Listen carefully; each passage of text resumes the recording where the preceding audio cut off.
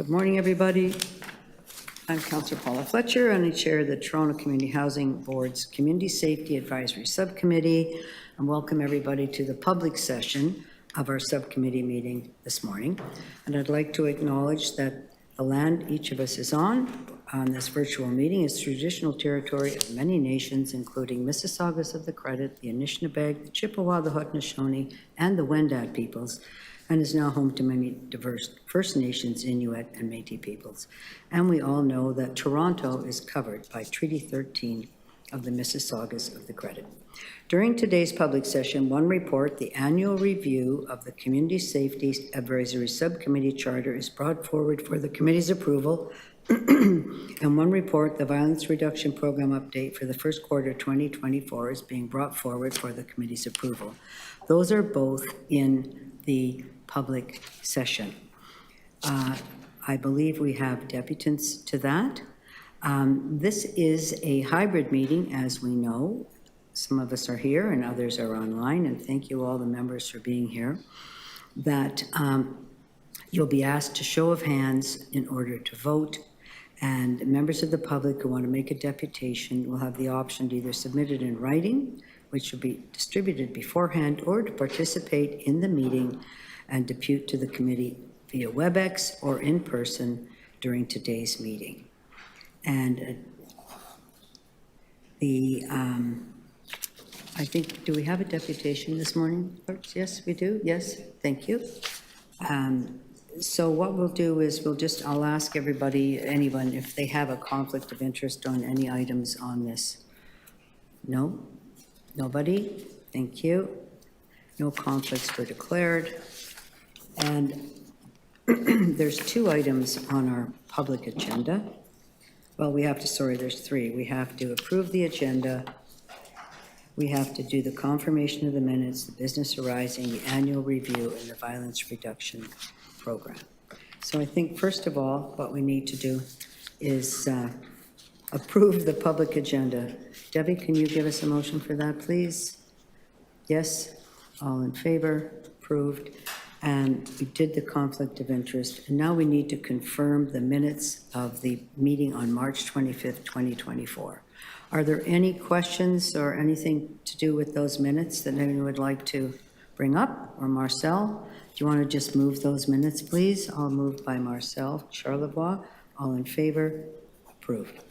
The business arising out of the meeting, is there anything from the business arising from the public meeting or the action items that we have?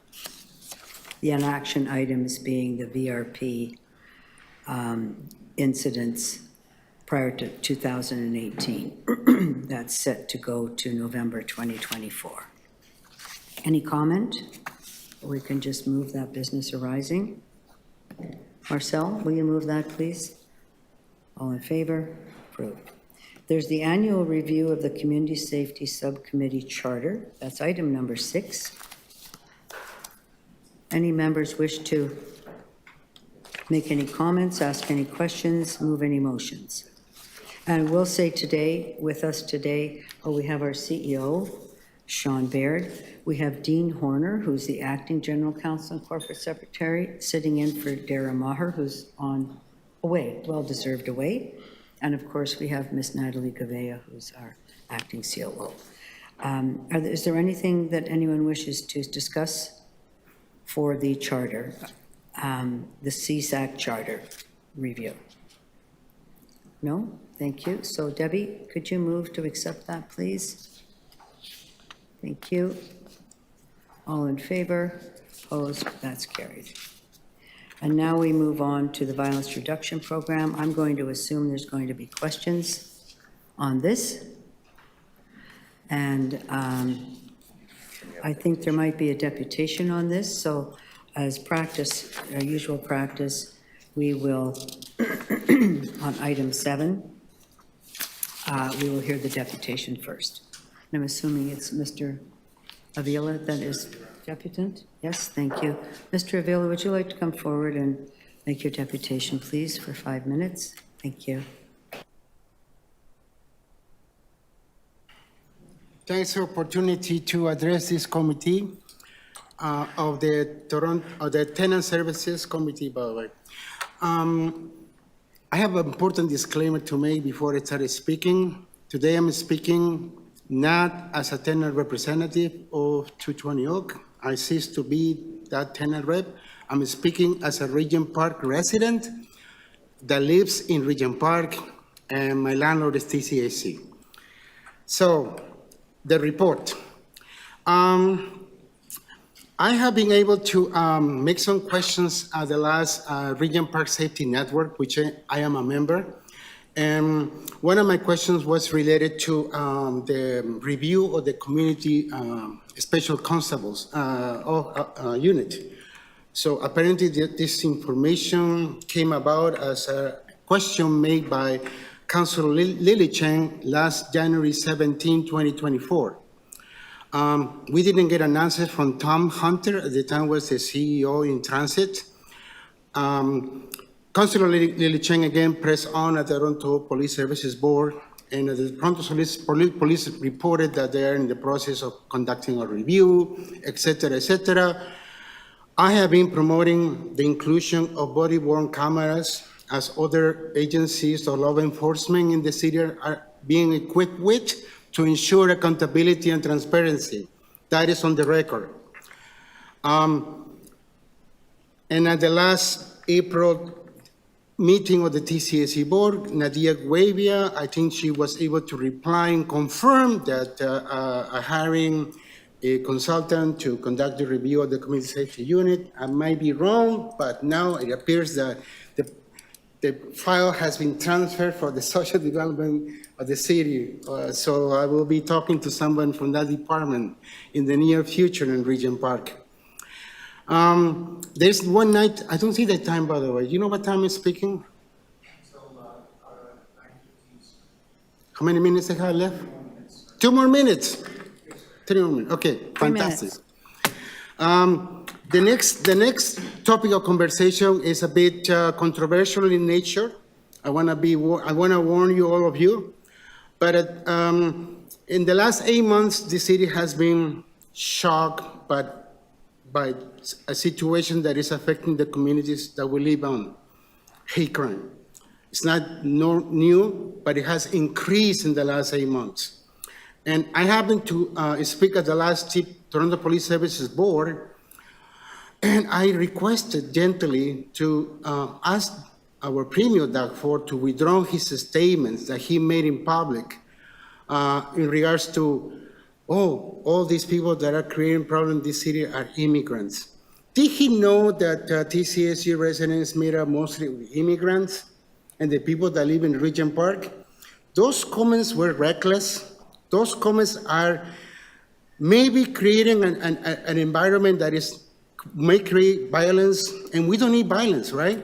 So I want to encourage the city councilors, Councilor Fletcher, to demand an apology from our Premier, Doug Ford, to withdraw those hurtful statements that he made in public last week. And as an immigrant myself, a resident of Regent Park, I want to add my voice to that.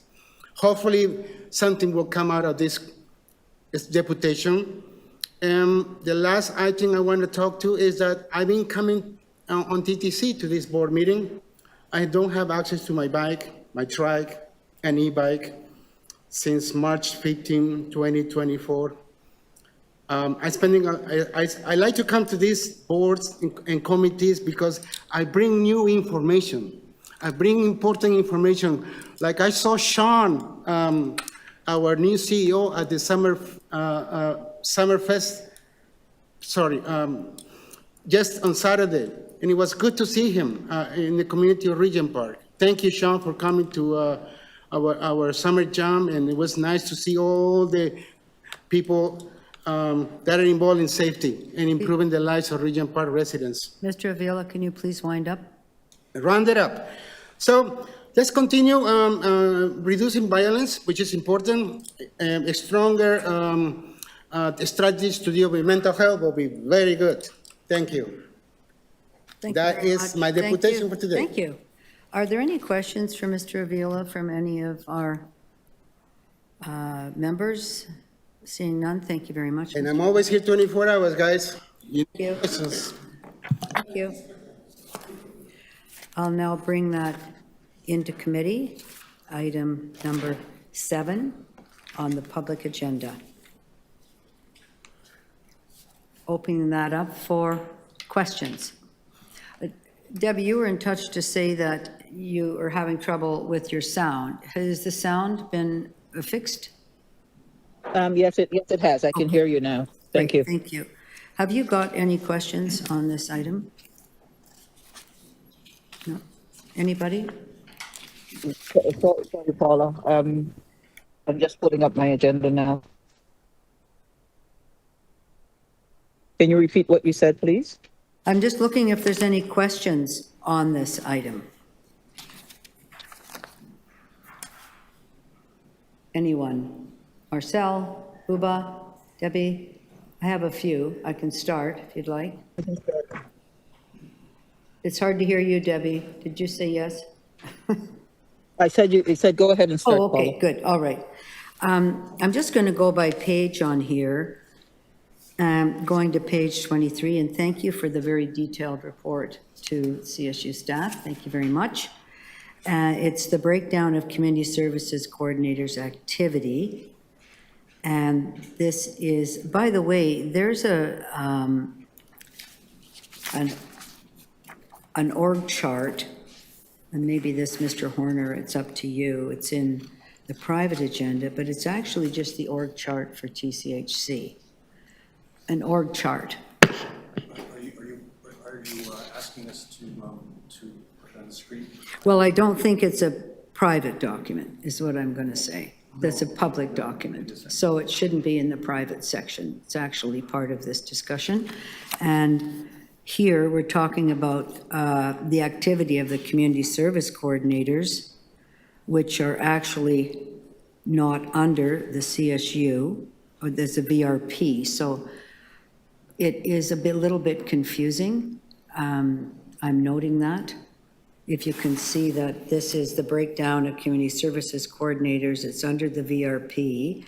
The VRP is under the CSU, but on the org chart, the community services coordinators aren't under the CSU. So I really think that we have an issue with this being in private, in camera. This is not a confidential document. It's actually a very public document. And I don't know how we can fix that at the moment. But I guess I probably need to, at some point, move that out into the minutes as being a public document. And that I'm unclear how the report, that's a CSU report, is talking about community service coordinators when they actually report to Ms. Gouveia, but it's not signed off by you. So that's my first question. It's all got to do with. So through the chair, the VRP report is a joint report from our acting director of programs and partnerships, Arsema Barhane, and our acting senior director of the CSU unit. So it is a joint report. It does implicate two teams. Both of those teams report up through to the COO, but all of the work related to the community service coordinators and the social service supports rolls up through the programs and partnerships team and Arsema Barhane. So they don't actually report up to the CSU unit or Al Britton. If I can just, originally, the VRP, correct me if I'm wrong, but it was simply a CSU VRP. And I don't see, I'm unclear how we moved here. So through the chair, originally the proposal many years ago was a CSU-led violence reduction program. I believe it was the will and request of the board to expand that program to include social service supports. Those supports were never intended to go through the community safety unit. It was always through the programs and partnerships team. And so that team has continued to support the work. We're now moving into other supports that we'll talk about in camera, but that team has always been the one that's been leading this piece of the work. But technically, the funding is for CSU. That was the funding. So I don't know how the funding shows that it's now combined VRP. So through the chair, I believe there was additional funding attached to the social service supports, and the funding didn't come directly out of the CSU budget for that work. Okay, so thank you. The referrals to mental health agencies, number of safety-related initiatives, who does each of those in here? The CSCs only? Safety meetings, audits, and everything else, that is the CSCs? So through the chair, I'll ask Al Britton to speak to the CSU elements and Arsema Berhane to speak to the work that her team does. Thank you. Yes, good morning, Councillor Fletcher and committee members. In regards to the activities, the safety meetings, a lot of the safety meetings are held by our community safety advisors that are part of CSU. Many of the referrals that we're talking about go through the programs in partnership, and those end up at the spider table and focus tables. But Arsema can definitely speak more in depth to the actual process to get them there. Quite often our CSAs will come across situations where they'll identify people that potentially would benefit from those services, and we'll provide that name to our SEMA's team, and they'll be processed accordingly.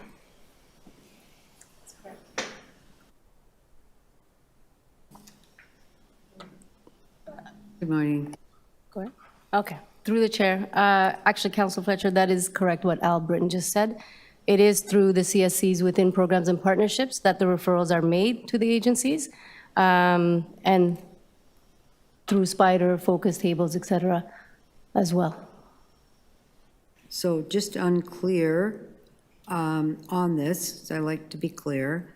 Safety-related initiatives, supported letter initiated, is that community safety advisors or CSCs for those 24 meetings? I would say the leadership is through the CSCs and programs and partnerships, but we do work closely with the community safety advisors. And the referrals come from the CSU, or they come from the general managers, or where do they come from? Who's identifying the folks that need help in the VRP communities? Through the chair, all of the above is correct. Sometimes it'll come through attendance service coordinator, sometimes it's a community service coordinator, but ultimately we are the ones that work it through the system and work closely with the regions to make sure that we're closing the loop. We mean the programs and partnerships community service coordinators. So page 23 is CSCs then. Yes.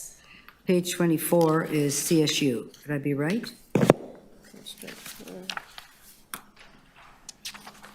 Yes. On page, I believe it's 24 and 25, these are CSU-related stats. So I think to Al's point, these would be CSA referrals to the programs and partnerships team and the third-party agencies. I don't think we effectively capture the CSC work around referrals, so that would be something that I'd want to take away with the team. So sorry, on page 23, we do speak about referrals, and then the one in green would be the CSU-related referrals. Sorry, page where's- 25. On page 25. At the bottom of page 25, it talks about referrals of vulnerable tenants. I think that's the number you're referring to. Page 25, so those referrals of vulnerable tenants, valuable, but all tenants are valuable, so that's vulnerable and valuable.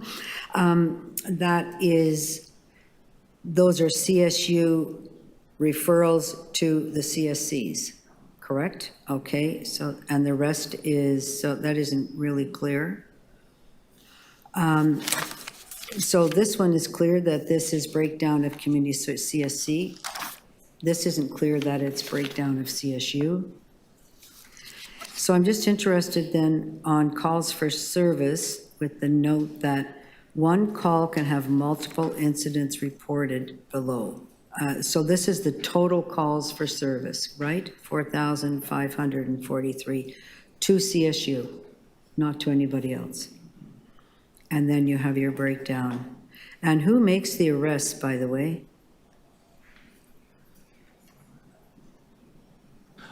Yes, Chair. The arrests are made by special constables in the community safety unit. There are times Toronto Police are involved as well. And if it's a joint arrest where Toronto Police are present in CSU, those would be tracked as well. And then I'm interested, there's only 19 N6 and N7s that have been given out. Does the CSU give out N6 and N7s? So, No, Chair, those would be processed through legal and the general managers. CSU would simply have some information or some input. Quite often, the occurrences that, or the incidents that happen in a community would be contributing factors to the information that would go on those documents. So that's why we track our work on that, but it's definitely through legal and the general managers.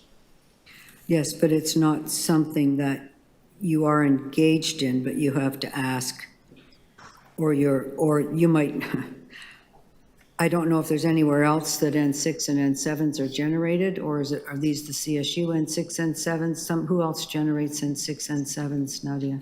So through the chair, the N6s and N7s are typically generated by the regions. There are case files where CSU does contribute to it. I think this stat is supposed to articulate where CSU was directly involved in putting case notes together or a file together.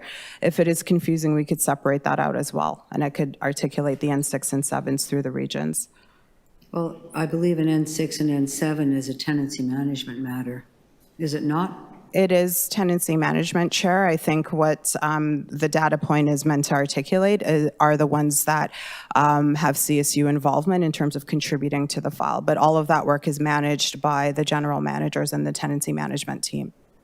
Well, there's a lot of work that goes on that contributes to things where it doesn't end up. So I'm finding that very confusing. And tenancy management is number one. And last time, unless you're telling me now that CSU is doing tenancy management, are they doing it? So through the chair, CSU absolutely is not doing tenancy management. I think there is some confusion as to the areas of support that CSU offers to other teams that are doing this work. Happy to take it offline with the team to look at the chart to see what makes sense for inclusion in future reports. And then on page 25 for and the Mental Health Act, VRP, what role does CSU have there? Understand the wellness check, that's something police do as well. Yeah.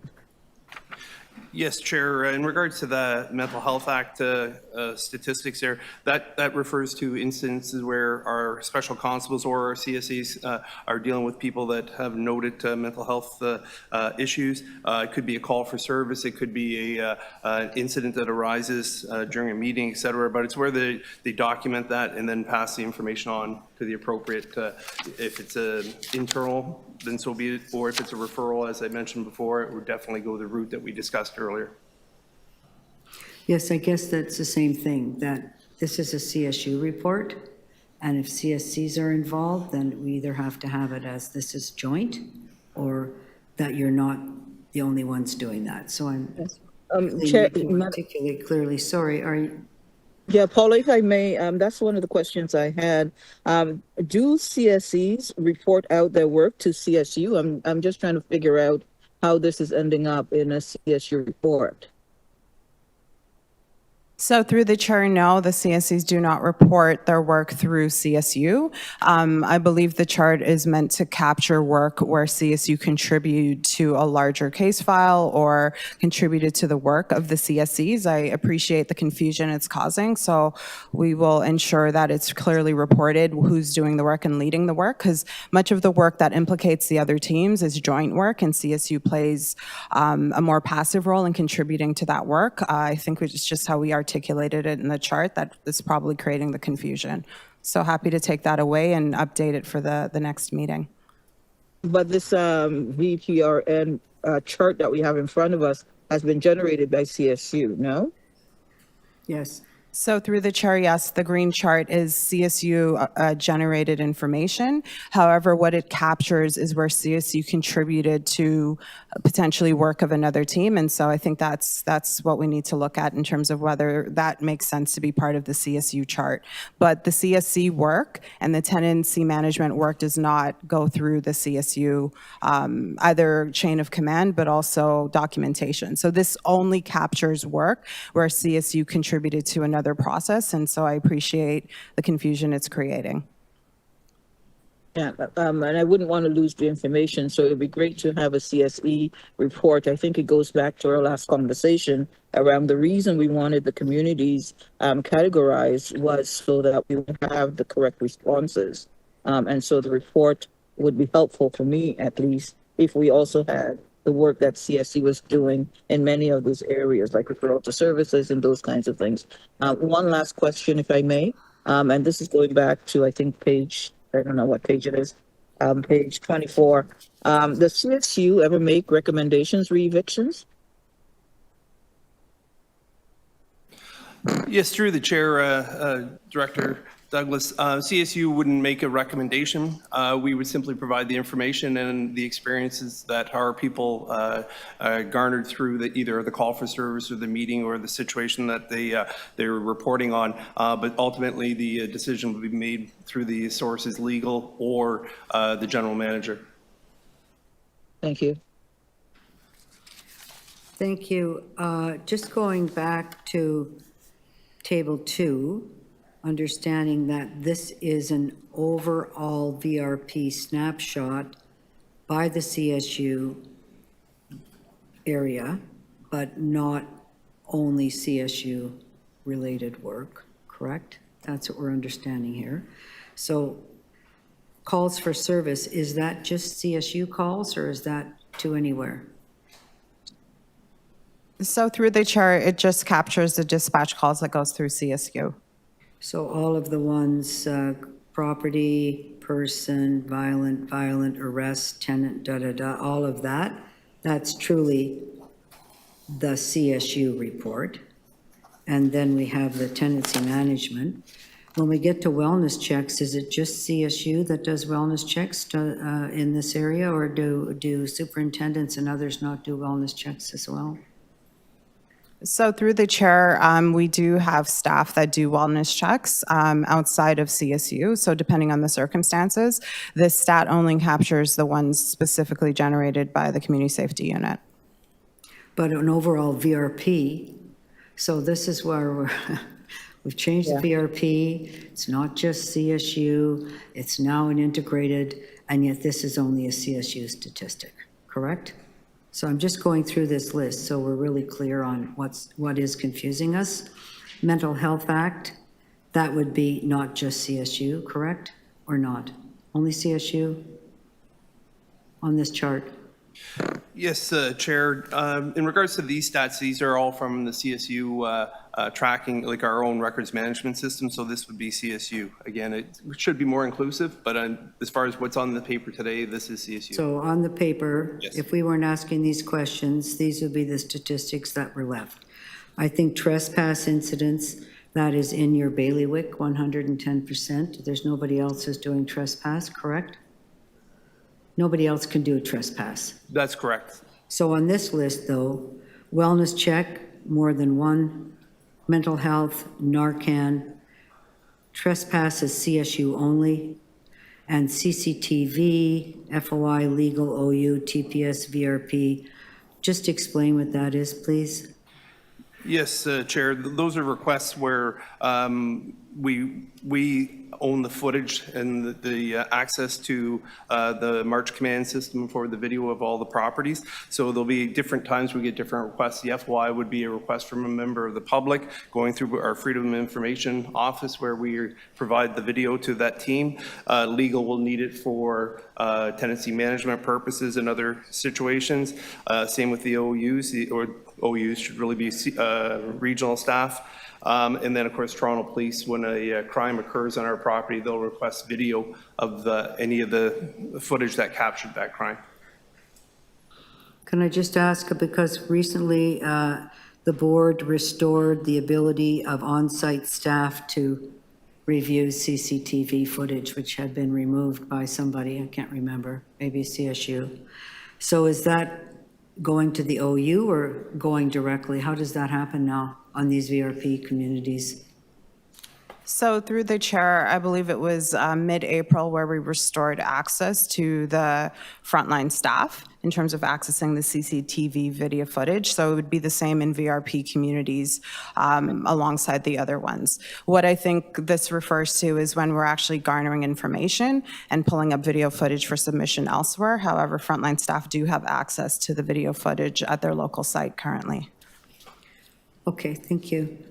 And then the rest here, safety audits, all TCHC, so that is not just, apparently from your earlier remarks, that is not simply a CSU effort, the safety audits, or is that only CSU? Yes, Chair, that would be CSU, would be our community safety advisors. They're the ones that are trained in the Okay. SEPTED principles, and they conduct all safety audits. Thank you, standalone. Then patrols. I'm not sure what, I agree, safety audits, patrols, all you, and only you. And once we get to engagement and referrals, let's just understand that engagement activities in the VRP. Maybe Ms. Gavea, you can tell us if that's everybody or just CSU.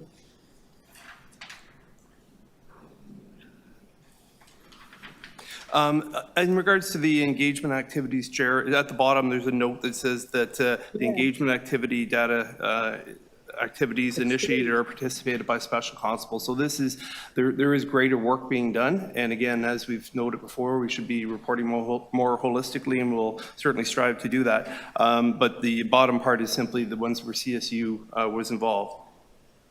Excuse me, but this Sorry, says the go opposite ahead. here. I'm sorry for just jumping in, Paula. It says engagement activity data excludes activities initiated or participated in by special constables. So who are the people who are you reporting out on here in terms of the engagement activities? Yes, through the chair, Director Douglas, I just wanted to point that out because that shows that the special constables aren't leading it, but the work is CSU related, where it's our community safety advisors predominantly. And there are times we're working with other areas of the organization, the CSCs and site staff, but that was just put on there because we just wanted to make it clear they weren't CSU special constable led, but they're definitely CSU, CSA involved and led. But it says here that you did not participate. So this is where the confusion is coming from, right? Sorry, yes, Director Douglas, at the bottom it says excludes activities initiated or participated. So I think the wording's a little unclear, but it is a little confusing and we're going to fix that. But special constables predominantly don't lead initiatives. There may be the odd one, but most of them are when our CSA or site staff or programs in partnership are leading an initiative and our people become involved. But definitely our CSAs lead quite a few, and that's what we're trying to capture here. Sorry, not a director, CEO. Yes. Thanks, and to the chair. I'm sensing a bit of a pattern just in the responses we're providing for the various questions. I guess what I would say is the VRP is intended to be a broader, more integrated type of program, and yet our reporting here is somewhat insulated. So, we have a small amount of reporting on the work that the Programs and Partnerships Group is doing, and yet that's critically important. And we have a very large amount of reporting on very activity-driven work that the CSU group is doing. And what we don't have is anything that brings those pieces together or provides more detail on what others are doing, because CSU is really just a part of the whole puzzle here. So I think, message heard loud and clear. I think we have to do a better job of bringing all of that together and articulating what does VRP look like across the board and what are the different activities that are contributing to that. And by whom, Sean? What, pardon, Debbie? And by whom? Because by I think whom? part of the confusion is that this has all been lumped together and we're needing to pull out what CSCs are doing, what CSAs are doing, what CSU is doing, who is leading, who's participating. And these things need to be unbundled, if you may. Really, I think you're right. Thank you, Sean, for that. I was going to go to the last one, referrals of vulnerable tenants in the VRP area. And you weren't here, but it was very much CSU. We've been moving this, but it still looks like it's all CSU. The question is, who's leading these activities overall? And at what point, and what does the network of it look like? And who thinks they're leading those activities? So even with wellness checks, I would be interested to know, these are VRP areas, but I'm sure that there are staff in there, there's cleaners in there, there's superintendents in there that are always checking when they know somebody's not well as TSCs, CSU, everybody. So this, because it's generated by the CSU, and you said point taken, but I'm sorry, I'm one of those people that repeats things, that this looks like this is the CSU part of the VRP, and I don't think it is, so we can't, this report needs to get referred back, actually, and get fixed. Would everybody agree with that? Please prepare or repair. I don't know how you want to do that. Sean, do you want to do that for the next meeting? Do you want to do that for, how would you like to proceed? So through the chair, my understanding, this is a quarterly update report that we provide, correct? Through the chair, that's correct. However, it is on the TSC agenda, which is in a week. I don't know if we'll be able to pivot that quickly unless we do an amended report by Friday. But it's I coming think up it's next best week. to just refer this back, and then we look at your format at the next meeting, even though it's a Q1 report, and that be indicated in the minutes in order to have it as accurate as possible. Because we are rebuilding something, was in one direction, now we're building a different direction. So I think it's fair that we're very careful in how we do that. So if that's okay with you, then yeah, all right. Okay with everybody? Committee members, is that all right if we do it like that? Marcel, I'm noticing you're nodding. Would you like to, instead of your thumb, put up your hand and move that, please? Thank you very much. All in favor, opposed, and that's carried. That's that section. Sorry, I shouldn't have done that quickly because there may be some other things that we want to clarify in here. And I may be going to page 26. I'm just looking at the high numbers at Bleecker and Dan Harrison. These are calls for service to CSU. I want to be clear. Are they calls? So even calls for service to CSU in the VRP communities is helpful to understand that's what they are.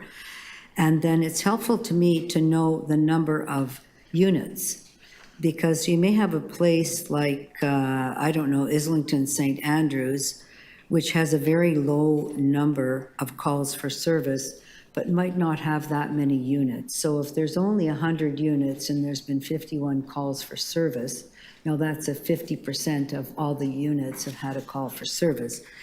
I think it's just helpful to understand where the really hard calls are by what percentage of those what the number of units are in those buildings, and then what those calls represent is percentage for the number of units. And some of them might be the same unit over and over again, but at least we understand that in a different way. So I don't know if that is possible. So through the chair, I believe it is possible, and so that will be one of the amendments to the Great. updated report. Thank you. And then, pardon, Debbie? It's a good idea. It's a good idea.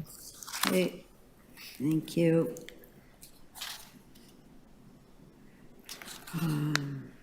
The same, that the table 2B, is that? Pilot sites. Pardon me? Pilot sites. The pilot sites, oh yes, okay. And just remind us again what the pilot site is? So through the chair, we are looking to align the violence reduction program service delivery with some of the category work, which we'll be talking about in camera. And so we need to think about how we articulate the merging of the two areas of work, because I think it's creating some confusion. And so the pilot sites were the transition from the formal VRP locations historically to sites that might be implicated through the other process. Okay, is that good? Everybody understand that? Good with that? Thank We'll, you. we'll ask more questions during the in-camera. Okay, thank you. For page 29, I just have some questions here. Oh, sorry, hand up, Uba. Thank you. Uba, yes. Oh, thank you. No, I was just want to know if we can include the report that we're going to do. I just have a few quick questions in terms of when we're doing arrest, the CSU, do they bring social workers or nurses or CSCs to process that? Also, if someone who is vulnerable and come under this category needs crisis transfer, do we still ask the letter from the police, or the CSU and internally can support that process? And also, when I was looking at the report, I see so many different organizations get referrals and support our tenants, which is great. But when I was looking the numbers, I was a bit confused, because maybe quarter one is high, then quarter two is low, and then quarter three, it's all over the place. So getting all these supports from all these different organizations, does that reduce the overall violence? Does that provide safety in a general way? So if we can add all that would be great. Thank you.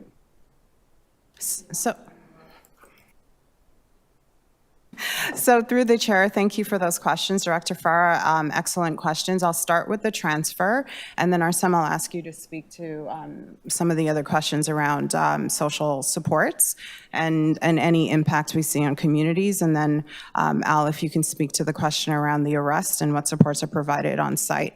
So in terms of the crisis transfer program, as you're aware, Director Farah, there is a requirement to have a TPS report attached to a crisis transfer file. We recognize that to be a barrier. We've had extensive discussions with tenants as well as directors around the table around that being a barrier. So we are in the process of doing the crisis transfer review. I believe we plan to bring that back to TSC before the end of the year. In there, we are looking at other alternatives for providing proof for tenants around crisis transfers. We are doing on a case-by-case basis, allowing tenants to work outside of those parameters, recognizing that it is a barrier. So although it is a technical requirement, we do our best to work with the individual tenants in cases to ensure that we're not creating a barrier for tenants who need to access the crisis transfer program. So that will be amended in the future transfer review, but currently we do it on a case-by-case basis, and we have made exclusions for those. So Al, maybe you can start with the arrest piece, and then Arsema, if you want to have a general comment around the social service supports and impact on violence reduction. Yes, definitely. Thank you. Through the chair, Director Farrell, the arrest process by law, our CSU special constables have to turn the individual over to the Toronto Police Service for processing. There are times when we contact the officer in charge of a Toronto Police Division, and they'll allow our people to release them in certain circumstances, but that is the process for the individual arrested. We do have our CSAs, or community safety advisors, come in and work with programs and partnership, and in some cases with Toronto Police, to provide supports to the victim of the crime that occurred in certain instances, but that's where the supports are offered, is to the victim in the matter. And I would just add that some of the work that we do in terms of programs and partnerships is looking at some of the individual cases and making sure that we're making connections with referral agencies, support services, so that those residents are connected to those programs. And through the CSCs in the regions, so tenant access and support, that's kind of the file management process that will follow the person and continuously check to see that there's a continuum of care. Uba, is that good? You got your questions answered? Yeah, thank you. Thank you. Any other questions here? I'm just going to go to page 29. And the these are only for VRP. Is this for VRP and pilots or just VRP? Sorry, revitalization community, what is the difference? These are just for revites? So through the chair, the items reported on this list are programs supported in violence reduction program sites, which include 2 revitalization locations, Regent Park as well as Lawrence Heights. So there may be activities implicating the revite work, but that's typically activities where the team supported work that was happening on the ground. It isn't specific to revite communities.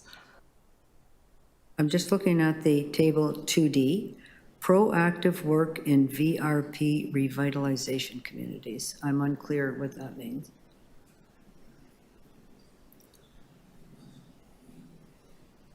You generated the report. Maybe you should tell us, Al. Certainly, Chair. There's a note at the bottom. This is where we're just trying to, over the years, this report's evolved, obviously, not as clearly as it should have, but as we're finding out today, and we're definitely going to change that. But down at the bottom, at one point, we're asked to report on the work going at the Lawrence Heights and Regent Park. So these are statistics extracted from other statistics to put here just for those 2 communities. So these are only for Lawrence Heights and Regent. That is correct. So I think that should be clear up here. And if you've just got 2, probably would have been great to break them right out, since there's only 2 communities, one for Lawrence Heights, one for Regent. And that was the number of patrols. Then you have joint patrol, engagement activity. I'm going to go to those separately. I think that each of these communities, both Lawrence Heights and Regent, have the neighborhood officer program of Toronto Police, do they not? The 24/7 neighborhood officers? Yes, Chair. From my recollection, they both do. So let's make sure, because those folks are on the ground, they're there. It's a 24/7 program, and it is important to know that.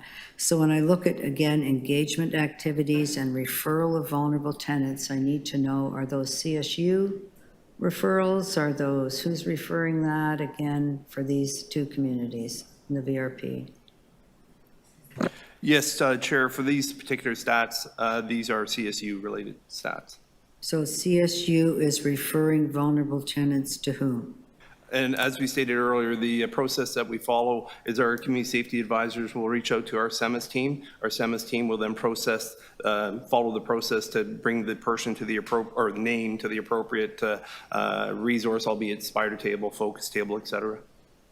I think technically when you're referring somebody, the common understanding of that means you're referring them to an agency, not referring them internally. These are internal referrals you're talking about, which there may be others that are referring vulnerable tenants in these communities. So and that's where we're digging down here to get this information to be really clear. And it's still not clear because I'm sure that some of the TSCs are, let's just say that needs to get thought out a little more. And the engagement activities, what would those be? And who would be doing that work? Yes, Chair, and again, these are similar to the charts from the overarching charts, but this would be our community safety advisors working with programs partnership, site staff, and in some cases other agencies to have engagement activities at these particular buildings. In this case, it would be Lawrence Heights and Regent Park.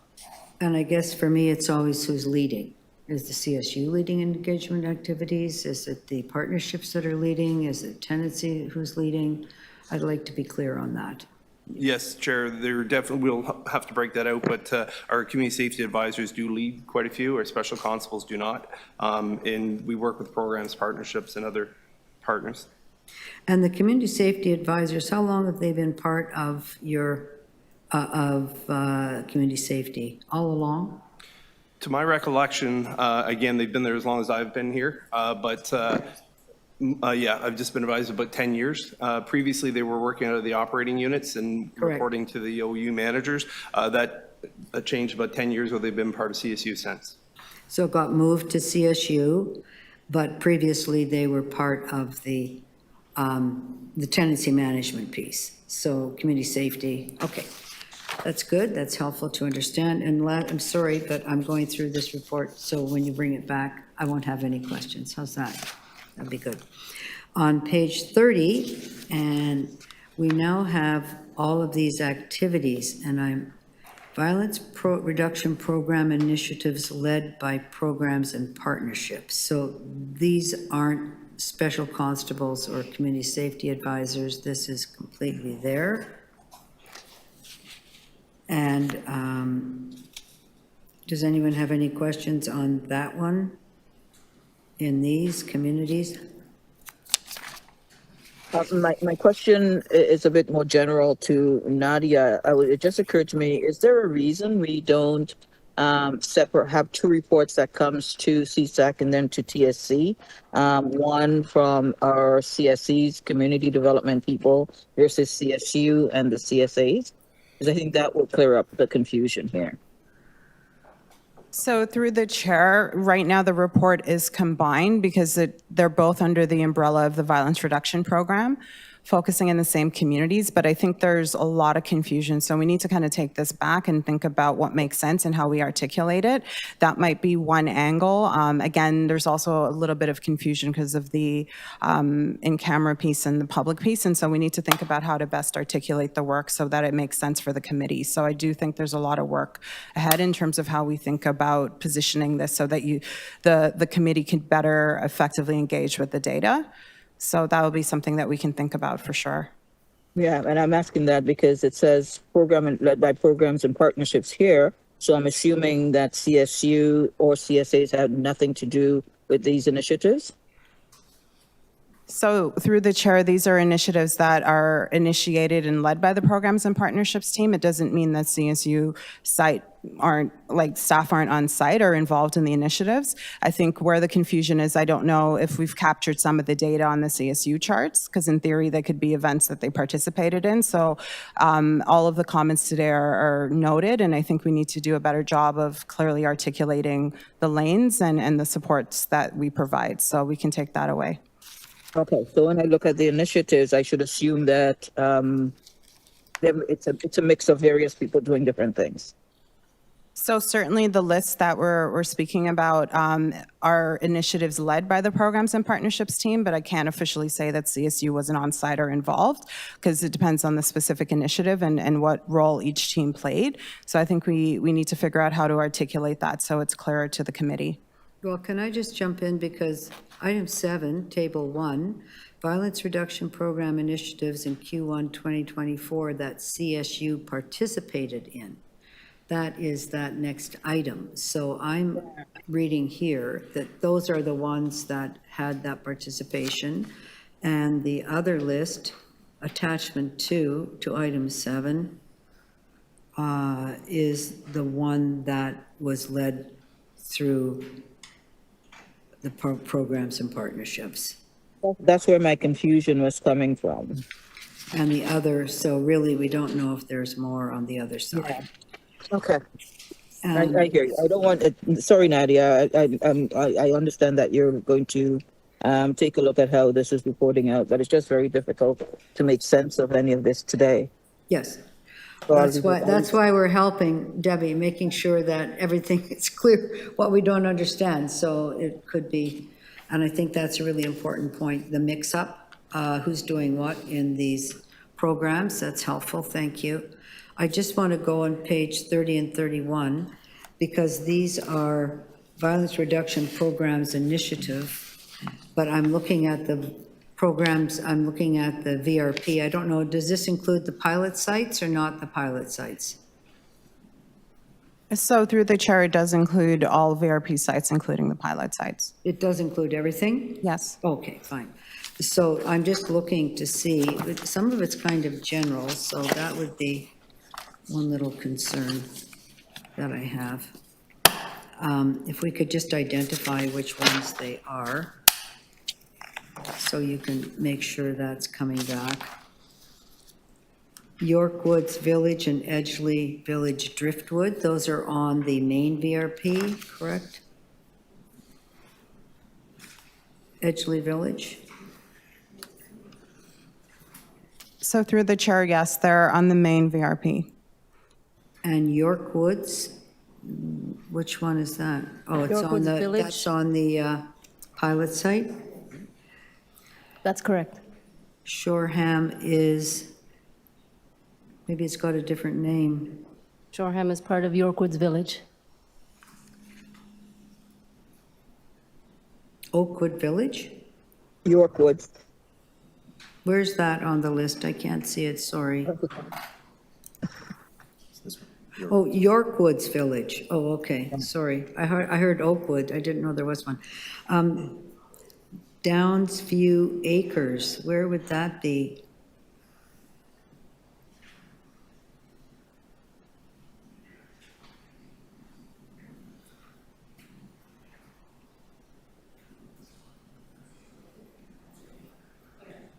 Through the chair, that's 2195 Jane. So it's Jane Falstaff then? Yes. Okay, thank you. And Kipling Mount Olive is which one? In Rexdale.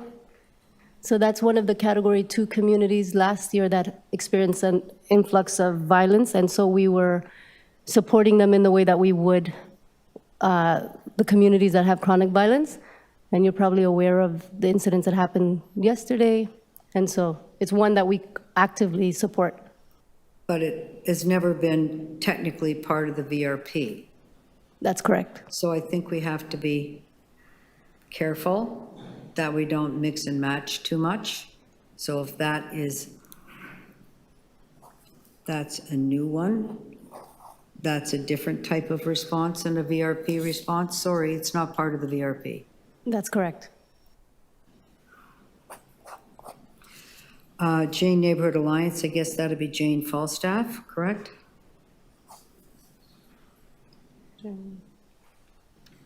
That's correct. Yep. And then Dan Harrison, William Dennison. That is one of the original VRP sites. How about the Morningside Coronation Community? That's through the chair, that's Danzig. I'm sorry, can't hear. That's Danzig community. And where's that on the list? It's a VRP site.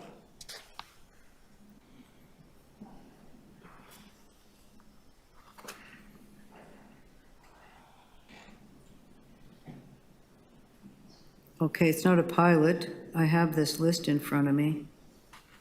Do I have the wrong list?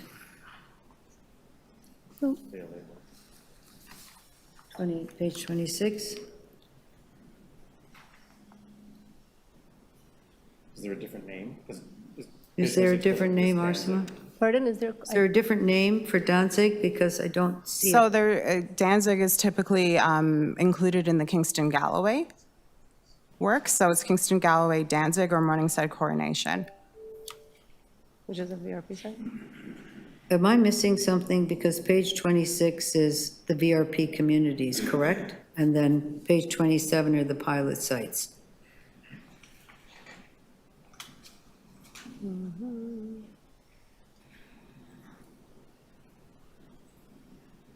But it's not all the communities.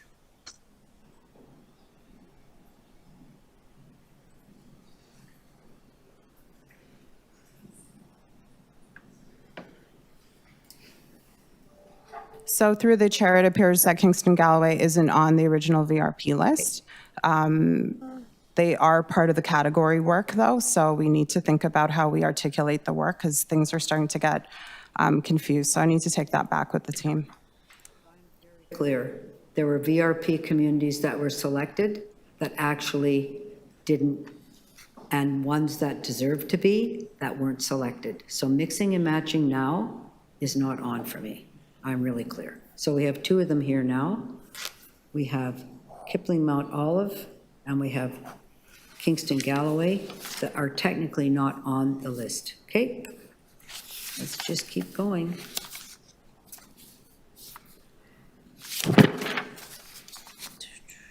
So this is the other thing, VRP staff, now we're not specific areas that I can see here. Well, we have O'Connor Drive, and that is a pilot site. Is that not right? Yes? Right? That's correct. O'Connor's a pilot, and who is, and this is, you're leading that in programs and partnerships?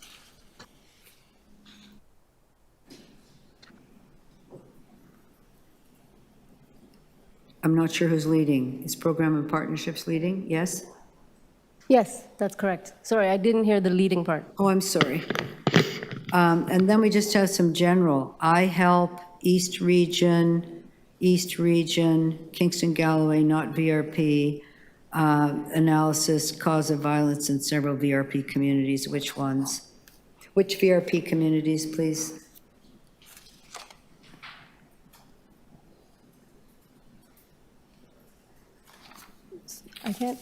Sorry, Council Fletcher, I'm not hearing you in terms of which community, oh, for the iHelp centers. Yeah, this isn't, yeah. Okay, I'm going to just turn it over to Alex to just list out those communities really quickly, if that's okay? Sure. Just go by the list of VRP communities that you have. Yes, good morning, Chair. It's Alex Eamon, Manager of the Violence Reduction Program through Programs and Partnerships. So the problem analysis is something that our staff have been doing to understand the communities that they're working in to try to address violence. And so the update at the end of the table refers specifically to the Danzig community. No, now I can't hear you. My apologies, is that more clear? Yes, now I can hear better. Yep. So this is primarily referring to the Danzig community. There was some work done for problem analysis in Regent Park as well.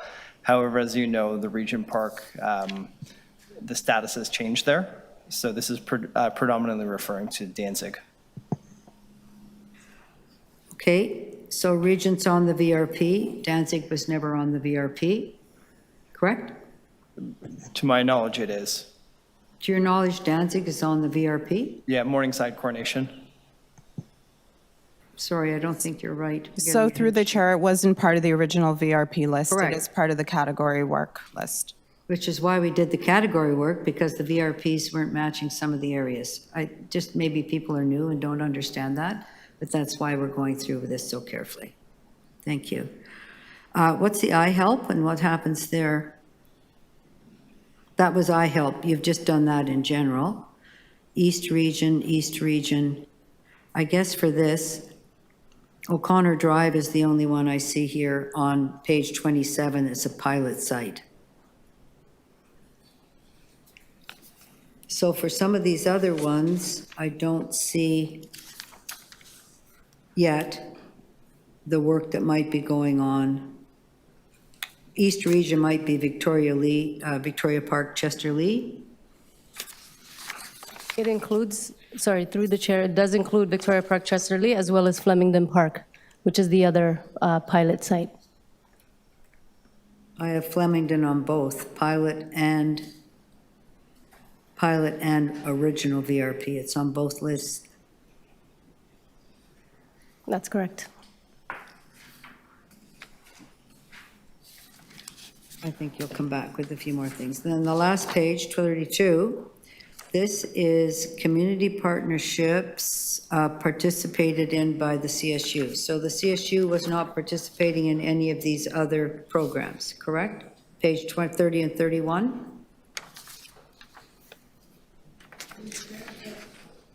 Through the chair, I would just say that the CSU members that participate in those programs would be the CSAs, once again, because they do work closely with the programs and Not partnerships the CSU. CSU? Pardon me? That's still the community Yes. safety unit as it's currently configured. Exactly. With the CSAs in there. That's right. And then for Q1 2024, attachment 3, table 1, who was giving out, says, this is about the CSU. The CSU attended and donated gift card, boxes of toys, and all these things.